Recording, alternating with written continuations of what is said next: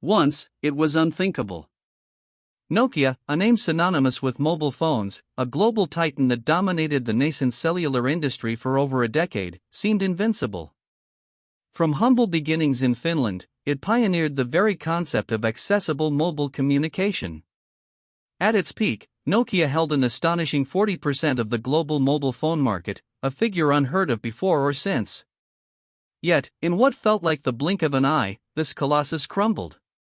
How did the world's most dominant phone company lose the smartphone war against newcomers like Apple and Android? This is the story of Nokia's rise and its profound fall. Nokia's journey began in 1865 as a paper mill, gradually expanding into rubber, cables, and then electronics. By the 1980s, it was a diversified conglomerate with a growing interest in telecommunications. Its bold move into mobile phones was revolutionary, leading to innovations like the first handheld NMT phone in 1982. Nokia wasn't just making phones, it was defining what a mobile phone could be. This pioneering spirit cemented its place as a leader in a rapidly evolving industry, building a foundation of trust and reliability with consumers worldwide. The 1990s and early 2000s were Nokia's golden age. Models like the 3310 became cultural icons, known for their indestructible build and long battery life. Nokia understood the mass market, producing phones that were accessible, reliable, and user-friendly. Its focus on hardware quality, industrial design, and global distribution channels allowed it to capture an unprecedented share of the world's mobile users. From feature phones with simple games to early camera phones, Nokia constantly pushed the boundaries of what was possible, solidifying its position as the undisputed king of mobile communication. At the core of Nokia's success was its Symbian operating system. Originally designed for early smartphones, Symbian powered a vast array of Nokia devices, providing a robust, if somewhat complex, user experience.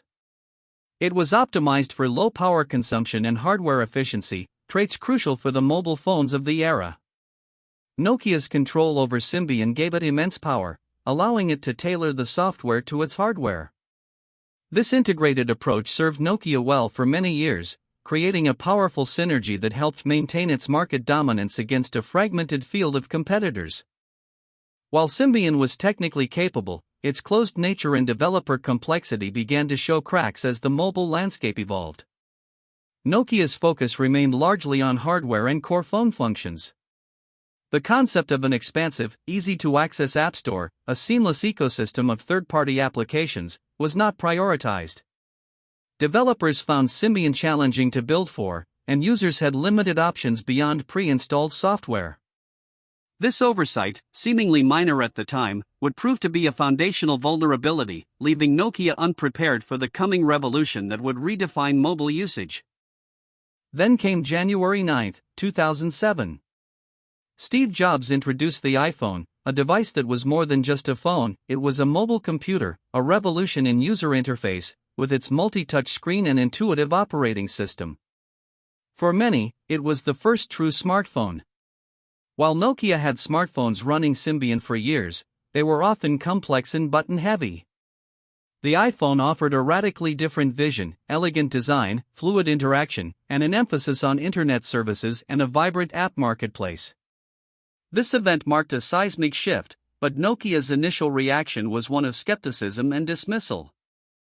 Nokia's leadership initially dismissed the iPhone as a niche, expensive device for the high-end market, believing their strength lay in catering to the global masses with reliable, affordable handsets. They underestimated the power of the user experience and the emerging importance of an app ecosystem. This was not merely a new phone, it was a new paradigm.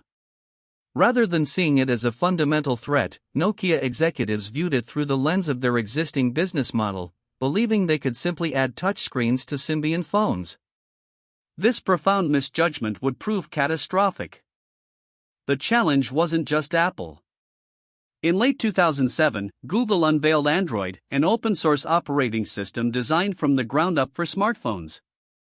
The first Android phone, the T-Mobile G1, launched in 2008. Android's open nature allowed numerous manufacturers to adopt it, fostering rapid innovation and creating a diverse ecosystem of devices across all price points. This dual assault, premium innovation from Apple and widespread accessibility from Android, trapped Nokia in the middle. Suddenly, Symbian, once Nokia's greatest strength, became an outdated, cumbersome liability.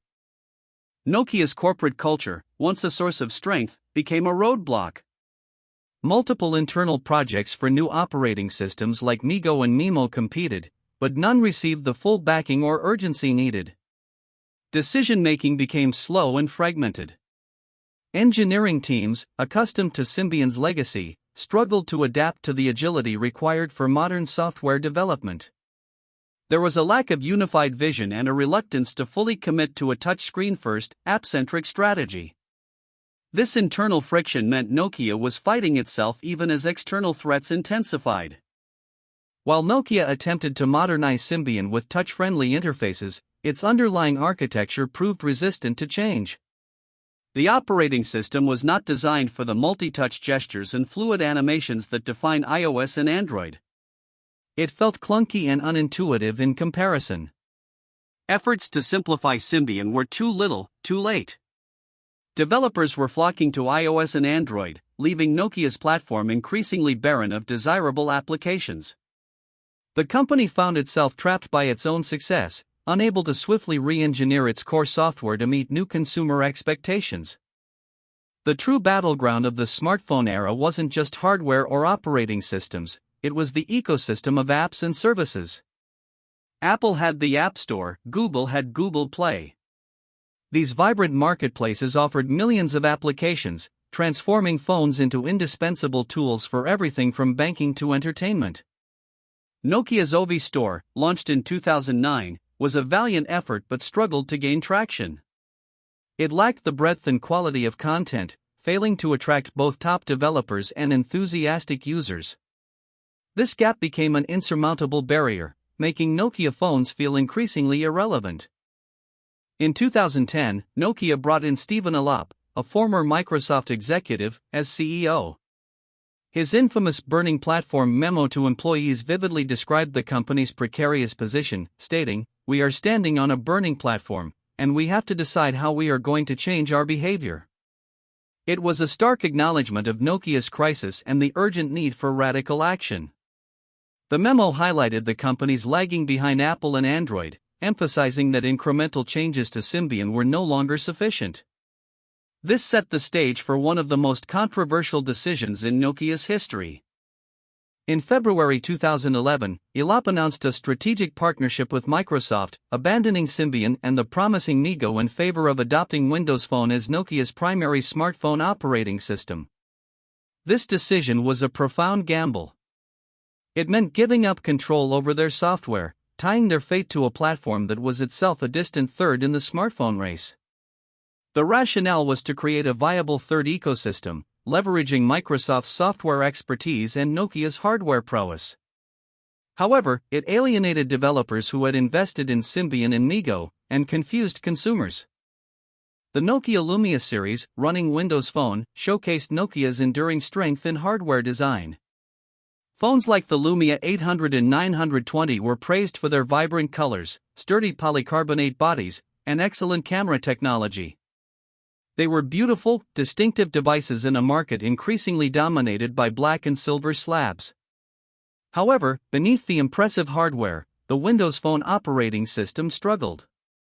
Despite its clean Metro interface, it lacked the critical mass of applications that iOS and Android offered, especially popular ones. Consumers simply wouldn't compromise on apps. The third ecosystem vision never materialized. Windows Phone struggled to attract both developers and users, remaining a distant third behind iOS and Android. Without a robust app store, even Nokia's strong hardware couldn't sway consumers away from the dominant platforms. The market had already polarized, and there simply wasn't enough room for a challenger, especially one that lacked app parity. Sales of Lumia devices, while initially promising in some regions, failed to achieve the scale needed to sustain Nokia's mobile division. The gamble with Microsoft was not paying off. By 2013, with losses mounting and market share dwindling, the writing was on the wall.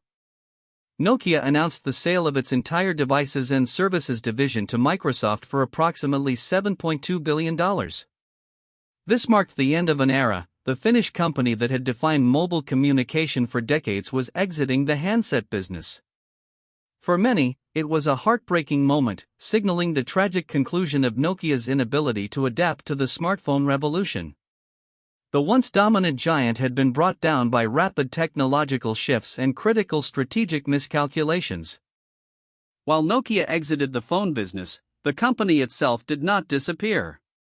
It strategically reinvented itself, focusing on its strong networking infrastructure division, Nokia Networks, and leveraging its vast patent portfolio. Today, Nokia remains a significant player in the telecommunications industry, particularly in 5G technology. Yet, the memory of its smartphone failure serves as a stark reminder of how quickly market dominance can vanish when confronted with disruptive innovation. The lessons from Nokia's fall continue to resonate throughout the tech world, a cautionary tale for even the most powerful corporations. Nokia's story is a compelling case study in the perils of complacency and the critical importance of adaptability. Its initial underestimation of the iPhone, coupled with a slow response to the emerging app-centric mobile world, proved fatal. The company was too deeply entrenched in its Symbian-based hardware-first model, unable to embrace software innovation and ecosystem development with the necessary agility. Internal friction, conflicting strategies, and a reluctance to fully commit to a new vision collectively paralyzed the once innovative giant. The market simply moved too fast for the lumbering colossus. The fall of Nokia from the pinnacle of mobile dominance offers invaluable lessons for any company in a rapidly evolving industry. It underscores that leadership in one era does not guarantee success in the next. Continual innovation, customer-centric software development, and the ability to embrace disruptive changes are paramount. The smartphone war was not just about better hardware, but about superior user experience and a thriving digital ecosystem. Nokia's story reminds us that even giants can stumble, and that in the relentless pace of technological progress, only the truly adaptable survive. Nokia's journey, from an undisputed leader to a cautionary tale, serves as a powerful reminder of how swiftly fortunes can turn in the brutal world of technology. Its failure to pivot, its reluctance to shed old ways for new, ultimately cost it everything in the smartphone market. While the brand has since seen a return to some mobile devices through licensing, it is a shadow of its former self. The story of Nokia is not just about a company's decline, but about the relentless march of progress, and the unforgiving nature of a market that waits for no one.